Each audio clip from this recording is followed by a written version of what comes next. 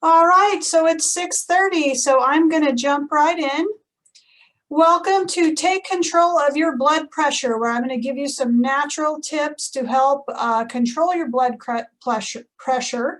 I'm Dr. Leanne Kalaba, DC of Lifeline Wellness Center. I want to thank everybody for joining me tonight. I'm going to jump right in because we have a lot to cover, and I really hope to give you some tips that you can start using tomorrow in about 30 minutes. So let's go for it. First thing I want to do is take a look at what is meant by blood pressure. So blood pressure is the force needed to push blood through your arteries coming from your heart to deliver oxygen-rich blood to the rest of your body. So when your blood pressure is measured, you get a high value, which is the systolic value, and you get a low value, which is the diastolic value. The high number is the highest pressure that occurs in your blood vessels when your heart is contracting.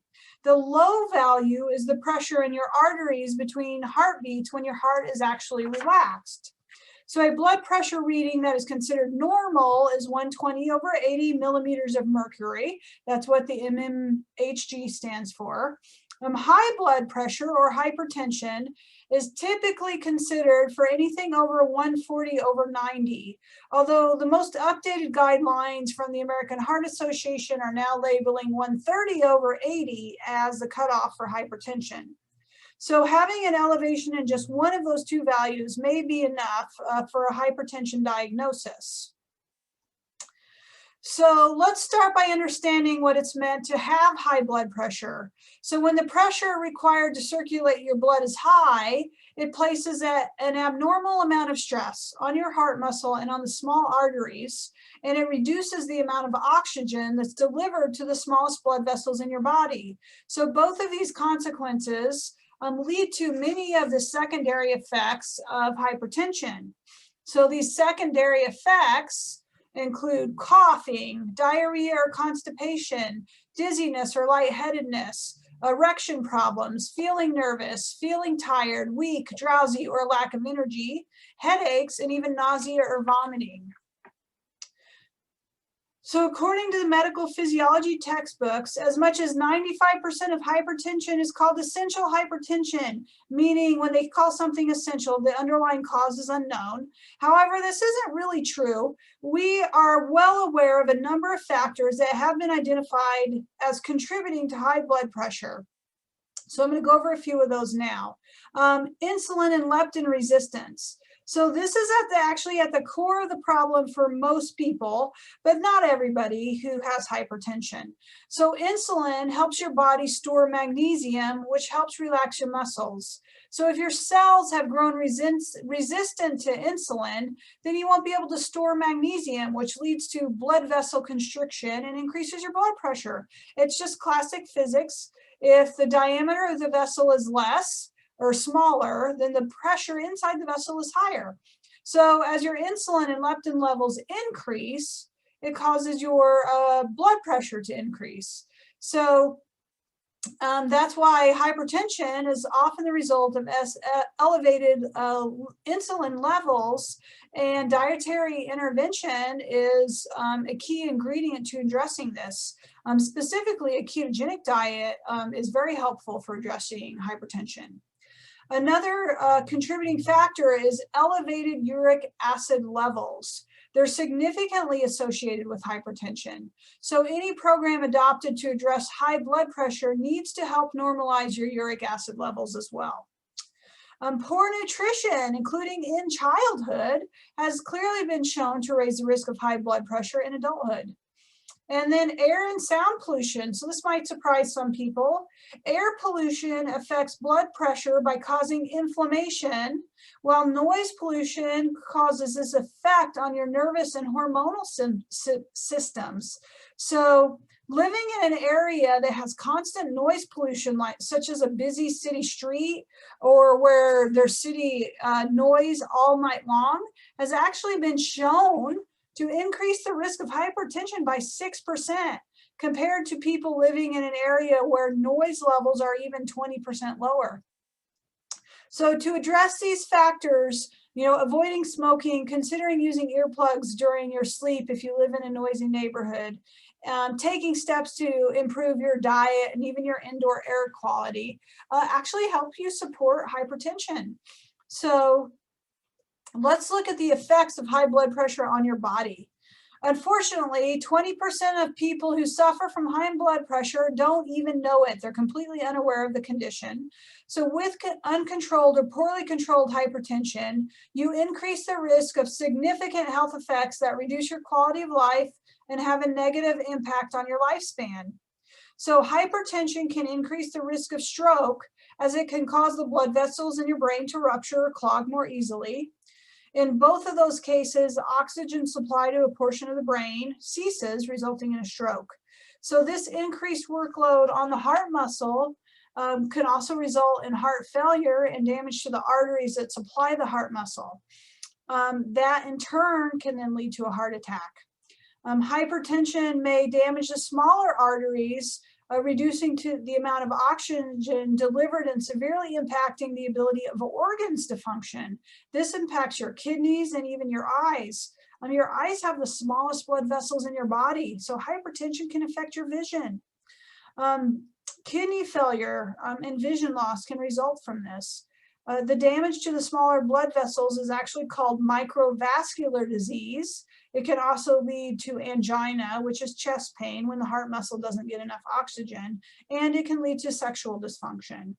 So atherosclerosis is another form of damage to the arterial system from hypertension that may come from that peripheral vascular disease. So the narrowing of the arteries can occur in the legs, in the arms, in the stomach, in the head, and it can trigger pain and fatigue. So are you at risk? In the United States, an estimated 1 in 3 have high blood pressure, and another 1 in 3 have pre-hypertension. So typically, the systolic pressure, or the number on the top, offers the most information about how stiff your arteries are and how much pressure is actually needed to push the blood around your body. So elevated systolic pressure is a major factor for cardiovascular disease and stroke. So recent research suggests that hypertension, especially elevated systolic pressure, may also raise your risk of dementia. So previous studies have already shown that stroke victims, even if it's a minor stroke, have an increased risk of Alzheimer's. And this adds further weight to the recommendations to get your blood pressure under control in order to protect your cognitive health. So specifically regarding Alzheimer's, one particular study found that in older adults, having an elevated average systolic blood pressure puts you at greater risk for brain lesions associated with Alzheimer's. So the average blood pressure of seniors that were in the study was 134/71. 87% of them were taking medications for high blood pressure. So the participants were followed until they passed away for an average of 8 years. And the average age of death was about 89. So researchers found in the study that the risk of brain lesions was higher in people with a higher average systolic blood pressure across those years. For a person with 1 standard deviation above the systolic blood pressure, which would be like 147 versus 134, there was actually a 46% increase in having brain lesions. And that's the equivalent of 9 years of brain aging. So those with 1 standard deviation above the average also had a 46% greater chance of having large lesions and a 36% greater chance of very small lesions. So let's talk about things that actually influence your blood pressure and things you can do for yourself. Diet is where we're going to start. So one of the most important dietary changes needed to improve high blood pressure is to eliminate or dramatically reduce sugar, especially processed fructose in your diet, so high fructose corn syrup. So one 2010 study discovered that those who consumed 74 grams or more of fructose a day, that's about 2.5 sugary drinks, had a 77% greater risk of high blood pressure levels. Even significant ones, 160/100, which is stage 2 hypertension. consuming 74 grams or more of fructose per day also increased the risk of a 135/85 blood pressure by 26% and a blood pressure of 140/90 by 30%. So reducing the amount of sugar in your diet is the first step you should take regarding high blood pressure. So another dietary culprit is trans fat, which is partially responsible for the atherosclerosis or the hardening of the arteries. So this is another trigger. So we want to avoid the trans fats or hydrogenated fats that show up in things like margarines, vegetable oils, fake butter-like spreads, and baked goods. So the easiest way to cut both sugar and unhealthy fats from your diet is to replace processed foods with real whole foods. So this will address not only insulin and leptin resistance that we talked about earlier, but it also will help with the uric acid levels. So there's 4 ways you can combat the hypertension. So a type of fat that you actually may need more of is animal-based omega-3s. So here's the next change you can make in your diet. Research has shown those with the highest serum levels of omega-3s also have the lowest blood pressure readings. So high omega-3 equals low blood pressure. On average, that blood pressure was 4 millimeters of mercury lower on the top number and 2 millimeters on the bottom number. So that's a great change for something that's just involving your diet. So the best way to boost your omega-3 is to eat plenty of oily fish that are low in mercury and other pollutants. So good options include wild-caught salmon, sardines, anchovies. Alternatively, you can take a high-quality krill oil supplement. So this is part of why we have krill oil on special this month, which is, February, Heart Health Month, and why we're doing this webinar. Another way you can change your diet is to eat more beets. So interestingly, beets that are the color red, and so is your heart and your blood vessels or your blood. Mother Nature is really smart. The actual food that supports that system is the same color. So beets contain naturally high levels of nitrates, which your digestive system converts into nitric oxide. So nitric oxide relaxes and widens the blood vessels, which in turn lower blood pressure. So if you remember earlier, I said that a narrow blood vessel increases pressure. Well, a widened blood vessel decreases pressure. It's just simple physics. What else can you do to help boost your nitric oxide level? Well, high intensity exercise does that. It increases the nitric oxide production in your body. And if you're eating high nitrate rich veggies and exercising, that's a great way to help reduce your blood pressure. It also helps reduce your insulin resistance because those are great things for accomplishing that as well. So what's another vitamin you can, or mineral you can use? We've got potassium. So potassium is a naturally occurring mineral that your body uses as an electrolyte, and it is vital for normal functioning. So your potassium balance can be disrupted by a few things. Digestive issues like diarrhea or vomiting, excessive sweating, such as if you're using a sauna, and even some medications may disrupt your potassium balance. But the most common reason your potassium levels are not within normal limits is simply because you're not eating enough. You're making poor dietary choices. So the average reported intake of potassium from food is about half of the 4,700 milligrams that is recommended. So research demonstrates that the low levels of potassium have a significant impact on blood pressure, especially as it relates to the normal amount of salt found in the Western diet. So I do believe I'm going to talk about this later, but just in case I don't touch on it, you actually should take in 3 times as much potassium as you do sodium. So that ratio should be 3 to 1. Well, now let's look at your gut. So the gut link to hypertension is also very important, and there are a few things you can do for yourself here. Your intestinal bacteria are part of your immune system, and researchers have discovered that microbes of all kinds play instrumental roles in countless areas of your health. So beneficial bacteria also control the growth of disease-causing bacteria by competing for nutrition and attachment sites in your colon. So this is of immense importance because as pathogenic bacteria or other less beneficial microbes can wreak havoc on your health if they gain the upper hand. It can affect your weight. Moreover, the gut microbiome, which contains 100 times as many genes as your body's total genome, is involved in important chemical reactions that your gut enzymes cannot perform, including fermentation and sulfate reduction. So importantly, your gut microbiome helps generate new compounds that can either have a beneficial or a detrimental impact on your health.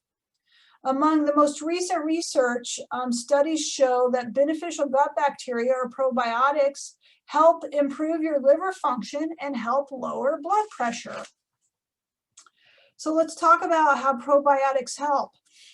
Recent findings suggest that regularly consuming probiotics can help relieve hypertension. One analysis of 9 studies examined the association between probiotics and blood pressure and found that people who consume probiotics on a regular basis, such as supplements or kefir or organic yogurt, tend to have a lower blood pressure than those who did not consume probiotics. So on average, their systolic blood pressure was 3.6 millimeters of mercury lower, and the diastolic blood pressure was 2.4 millimeters of mercury lower. So the most significant benefit appeared to be among those whose blood pressure was higher than 130/85 to start. And the probiotics contained a variety of bacteria that lowered blood pressure at a greater degree than others. And so my question is, do you currently take a probiotic supplement? I also want you to get into the habit of eating fermented foods every single day. A diet rich in whole unprocessed foods, along with cultured or fermented vegetables, is great for your blood pressure. So keep in mind, there's a big difference between traditionally fermented foods and commercially processed and pasteurized foods to which probiotics are simply added. The latter is not nearly as effective or as beneficial as traditionally fermented foods. So the good news here is that preparing your own fermented foods at home is actually pretty easy and cost effective. So a general guideline is to eat about a 1/4 cup to 1/2 cup of fermented vegetables or other cultured foods, such as raw yogurt or kefir, with 1 to 3 meals a day. So regularity is important if you're really trying to get the health benefits. If the probiotics are not consumed regularly, then they don't really help to reduce the blood pressure. It has to be constant consumption. So those who ate the probiotics for less than 2 months really didn't have any positive impact.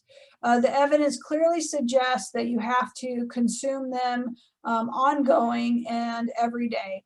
So I want you to bear in mind when eating fermented foods that cultured foods are efficient detoxifiers, and you actually may get some detox symptoms if you do too much at once. So you want to start with a small amount, even a teaspoon at a time, until you know that you can handle that, and then slowly work your way up. So this way your intestinal microbiome has a chance to adjust. So in addition to eating fermented food, there are some additional dietary strategies that help maintain normal blood pressure. So one of them is the Mediterranean diet. The Mediterranean region is known for rich olives and olive oil, fresh vegetables, fruits, seafood, and very low red meat consumption. So the people who live here and eat this way are known to be some of the healthiest and longest living people in the world.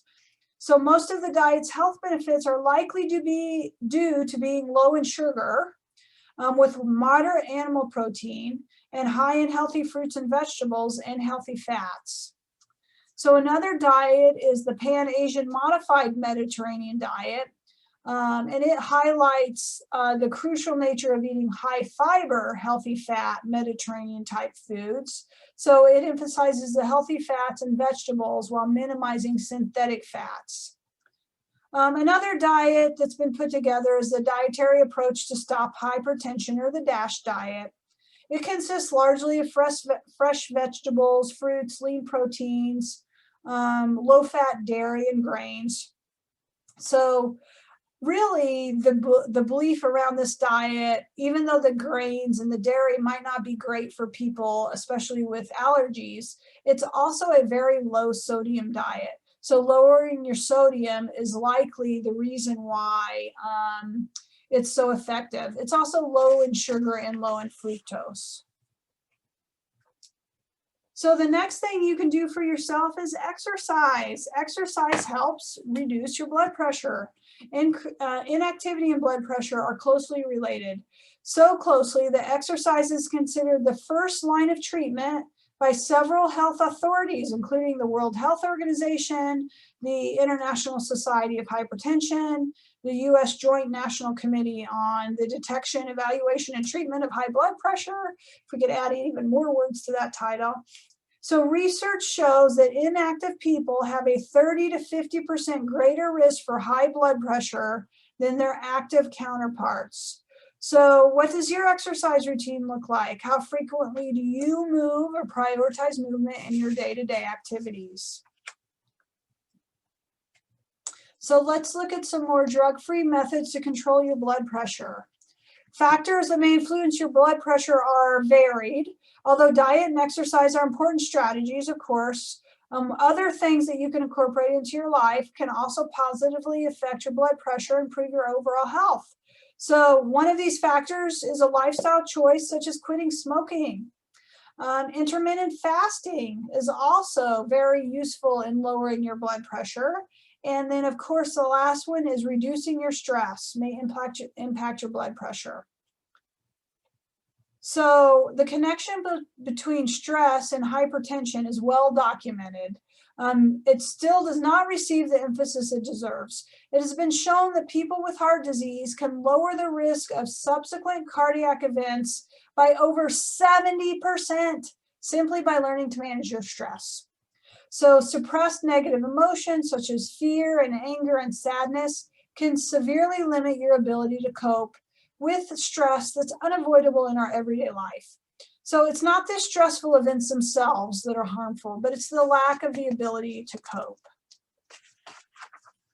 So the good news is that there are strategies that exist to quickly and effectively transform your suppressed negative emotions and relieve stress.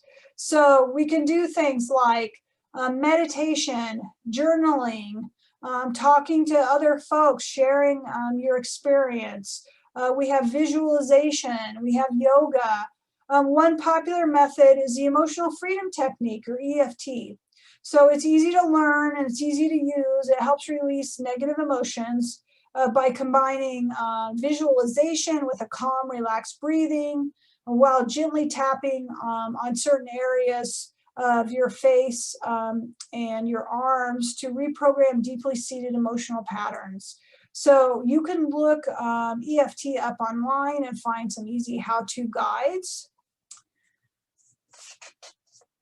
So in the end, I've covered a few things that you could do to support yourself in lowering your blood pressure. So we have dietary changes, such as decreasing the amount of fructose or sugar that you're eating in your diet, increasing your omega-3s, increasing your probiotics, including fermenting your own food. You can look online and find several easy recipes, just numerous recipes on how to ferment your own foods.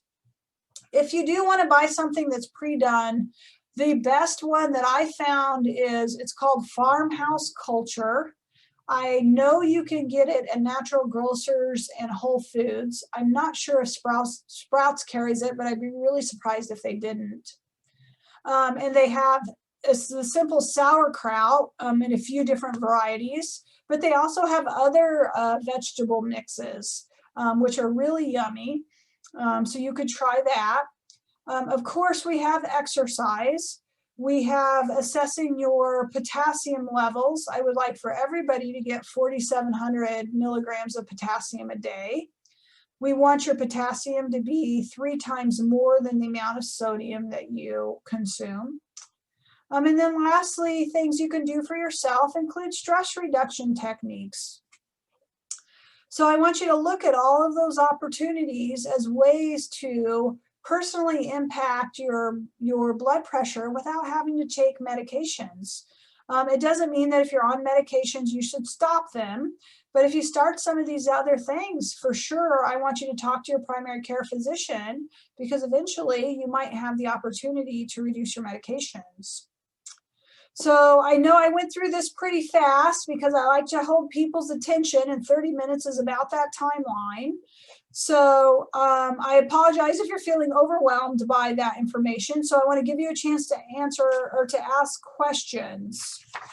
So you can use the chat box to type in any questions that you have. My goal, like I said at the beginning today, was to give you a few things that you could do on your own starting tomorrow to have a healthy impact on your blood pressure. Any questions? You can type them in the chat box.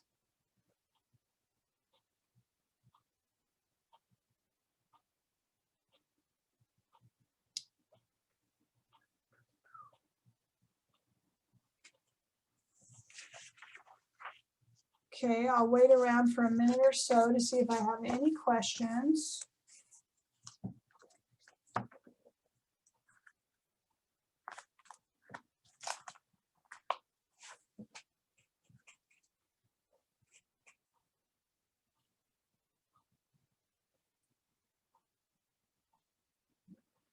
So just in case anybody's interested, we do have the krill oil and a great probiotic available in the office. We can also get potassium, a potassium supplement, if anybody's interested in that. You just have to let us know, because we will need to order those for you. So I hope everyone found this useful, and I look forward to my next webinar and helping to support our local community create happier, healthier lives. So thank you, everybody.